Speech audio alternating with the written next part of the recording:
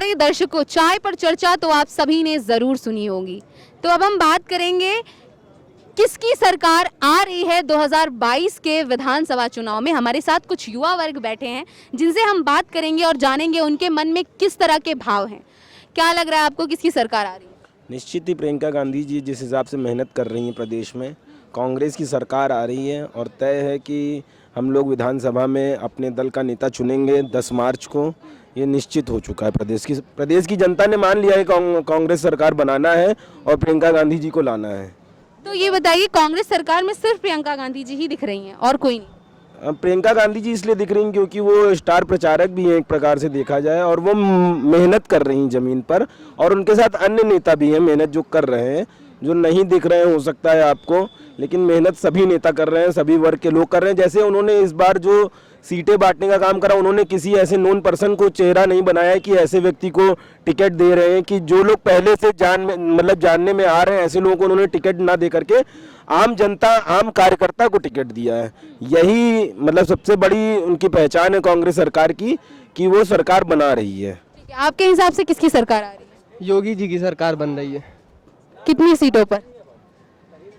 350 तो बनेंगी। 350? कुछ कम थी, लेकिन इस बार उससे ज़्यादा सीटें बनेंगी।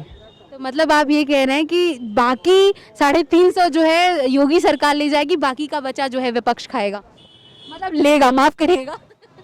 कोई कुछ नहीं, थोड़ी बहुत सीटें अगर पाएगी तो वो सपा भले ही पा जाए, बाकी कोई टक्कर में नहीं है। भाई ने लग रहा है ओपिनियन पोल देखी नहीं है, इसलिए 350 पर अटके हुए हैं, इसलिए बता रहे हैं 350 सीटें योगी जी की आ रही है। वो आपको 10 मार्च का रिजल्ट दिखाएगा।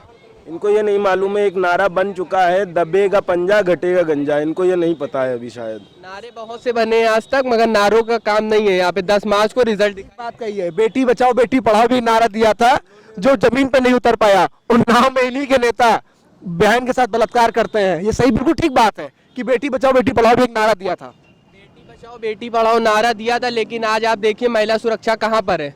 आज बेटी बचाओ नारा सक्सेस हुआ है, बिल्कुल।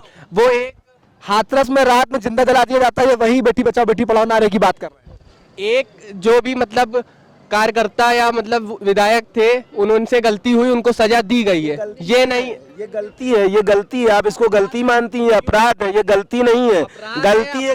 अपराध की सजा दी गई है। यदि कोई कांग्रेस सरकार के दौरान क्या ये सब काम नहीं हुए थे क्या, तब तो रेप का नाम बताइए, आप किसी सांसद का नाम बताइए ना, अगर हुआ है आप दिखाइए। हम दिखा रहे हैं चिन्मयानंद को, हम दिखा रहे हैं कुलदीप सिंह सेंगर को दिखा रहे हैं, और आप संसद के अंदर बैठ के क्या? मैं युवा हूं, मैं बेरोजगारी में बात करना चाहता हूं कि CMI का आंकड़ा जो कहता है कि 2016-17 में जो बेरोजगारी की दर 2.4 थी, वो बेरोजगारी की दर 2020-21 में 4.6 हो गई है। दुगनी रफ्तार से बेरोजगारी बढ़ रही है। इसका जवाब प्रदेश की सरकार, प्रदेश के मुख्यमंत्री, जो सूबे के मुख्यमंत्री हैं, जिनके पास आपराधिक मुकदमे दर्ज है, उसका जवाब देना चाहिए उनको। आप किस मुख्यमंत्री के ऊपर आपराधिक मुकदमे दर्ज बता रहे हैं? माननीय मुख्यमंत्री योगी आदित्यनाथ जी पे संगीन धाराओं में आपराधिक मुकदमे दर्ज हैं। उत्तर प्रदेश के उप मुख्यमंत्री केशव प्रसाद मौर्य पे आपराधिक मुकदमे दर्ज हैं। क्या सबूत है आपका? अरे ये देखिए ना, न्यायालय पे भरोसा ही नहीं, पूछ रहे सबूत, न्यायालय से सबूत मांग रहे हैं। हम लोगों से सबूत नहीं मांग रहे, ये जनता से सबूत नहीं मांग रहे हैं, ये न्यायालय से सबूत मांग रहे हैं, जिन्होंने सबूत क्या चाहिए कि देश के गृह मंत्री को सर्वोच्च न्यायालय ने तड़ीपार का नाम दिया था। अब इससे ज्यादा सबूत आपके कांग्रेस के जो राष्ट्रीय अध्यक्ष थे राहुल गांधी जी, उनके ऊपर भी तो मुकदमे थे। कौन से मुकदमे? कौन से लिया जो देश को उन्होंने? ये साबित किया आपने। आपकी सरकार, आप जांच बैठाइए, आप जेल भेजिए।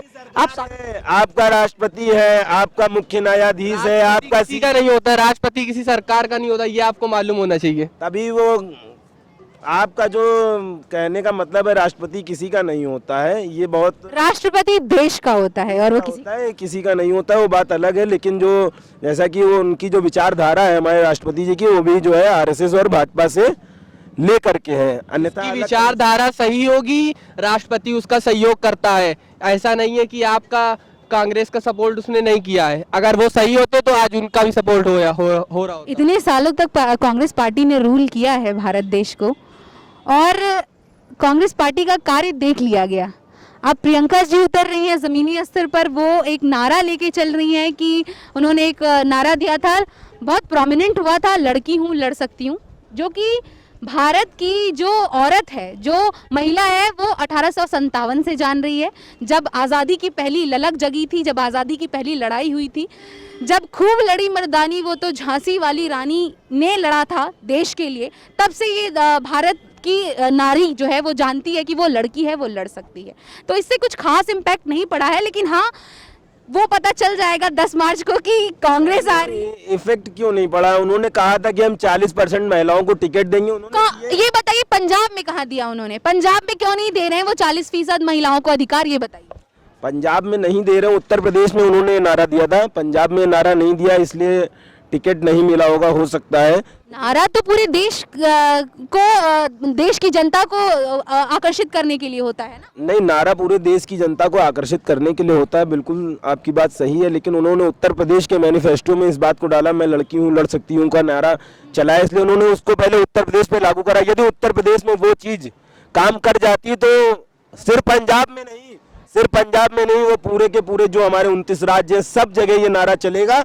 और जो आने वाले समय में हमारा प्रधानमंत्री भी एक महिला ही बनेगी, और निश्चित ही वो प्रियंका गांधी जी होंगी। अच्छा, लड़की हूँ लड़ सकती हूँ कि नारे पर ही उन्होंने इतनी सारी बच्चियों को एक ही जगह से दौड़ा दिया और उन्हें घायल करवा दिया इस नारे के जरिए। घायल उन्होंने नहीं करवाया। जब मैराथन की दौड़ हो रही थी, किसी का भी पैर, कोई भी सरकार अगर करा रही होती, अगर वो घायल हो तो किसी सरकार की तो उन्हें इतना सोचना चाहिए था, इतने कंजेस्टेड से। आप जो कह रही घायल करवा दिया, ओलंपिक होता है उसमें भी घायल होते हैं एथलीट्स, इसका मतलब वो सरकार जिम्मेदारी होगी या ओलंपिक का जो बोर्ड होता है वो जिम्मेदारी लेगा? कि उन्हें पता था कि वो इतनी कंजेस्टेड एरिया है, वहाँ पे बच्चे थे, या उन्होंने एक मोह माया दिया। उन्होंने कहा, मैं कहना चाहता हूँ कि लखनऊ में सफल दौड़ हुई मैराथन की, मीडिया उस पर चर्चा नहीं कर रही है।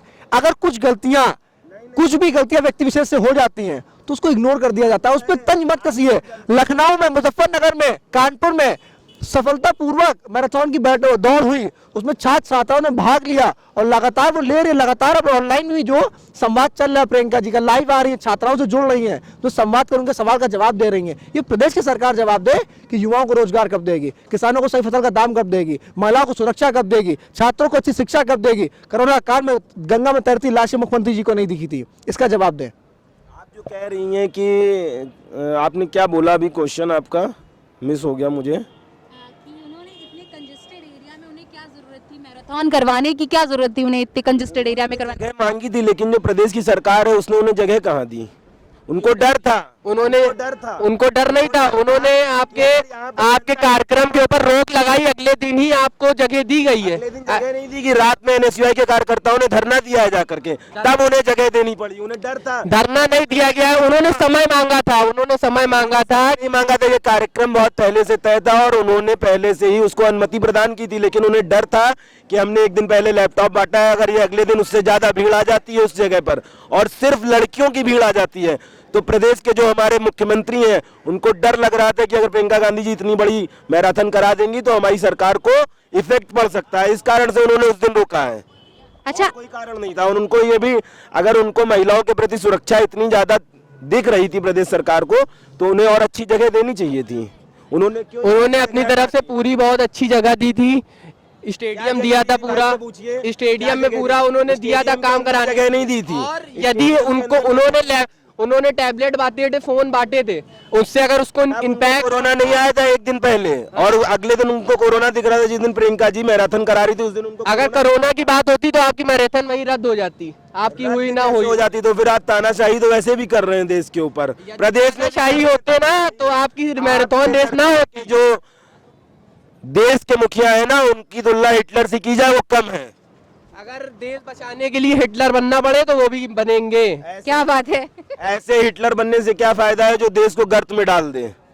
वो ये उसी हिटलर की बात कर रहे हैं जो हमारे यहाँ हिंदुस्तान से वहाँ खेलने हॉकी गया था, जब उसने 10 गोल दाग दिए थे तो उन्होंने उसकी हॉकी तोड़वा करके उसकी टांगें तोड़वा दी थी। उसी हिटलर की बात कर रहे हैं, ये वही मोदी बनाना चाहते हैं हिटलर के जैसा। अच्छा, हमारे बगल में एक युवा बैठे हैं, बड़ी चुप्पी साधे हुए हैं। आपको क्या लग रहा है किसकी सरकार बनेगी? देखिए, यहाँ तो दंगल हो गया कांग्रेस और भाजपा के बीच में। आपके हिसाब से किसकी सरकार आपको सही लगती है? देखिए, 2012 में समाजवादी पार्टी को मौका दिया जनता ने, उनकी सरकार बनी, कानून व्यवस्था बिल्कुल ध्वस्त। इसको आड़े हाथ लिया योगी जी ने। 2017 में इनकी सरकार बनी, 2017 में जनता ने इनके ऊपर भरोसा किया। तो इस बार ये लगता है कि इन दोनों को जनता ने देख लिया, या हो सकता है परिवर्तन की तलाश कर रही हो जनता। इस वजह से मुझे लगता है कि अब प्रियंका गांधी को मौका दिया जाना चाहिए। और प्रियंका गांधी उत्तर प्रदेश की नेता हैं। महिलाओं को उन्होंने जिस तरीके से उठाने का काम किया, 40% महिलाओं को उन्होंने टिकट देने का जो वादा किया, अभी तक वो निभता दिख रहा है। इस वजह से मुझे ऐसा लगता है कि प्रियंका गांधी जी। चलिए, ये थे युवा वर्ग जिनसे हमने बात करी, और 10 मार्च को रिजल्ट आने के बाद पता तो चल ही जाएगा कि सरकार किसकी आ रही है। वैसे हमारी youthnews.online की तरफ से आप सभी को शुभकामनाएं हैं, आपकी पर्टिकुलर पार्टी या जिसे आप देखना चाह रहे हैं सत्ता में। मैं प्रेक्षा पांडे, youthnews.online से। इलेक्शन दंगल में आज तक के लिए इतना ही।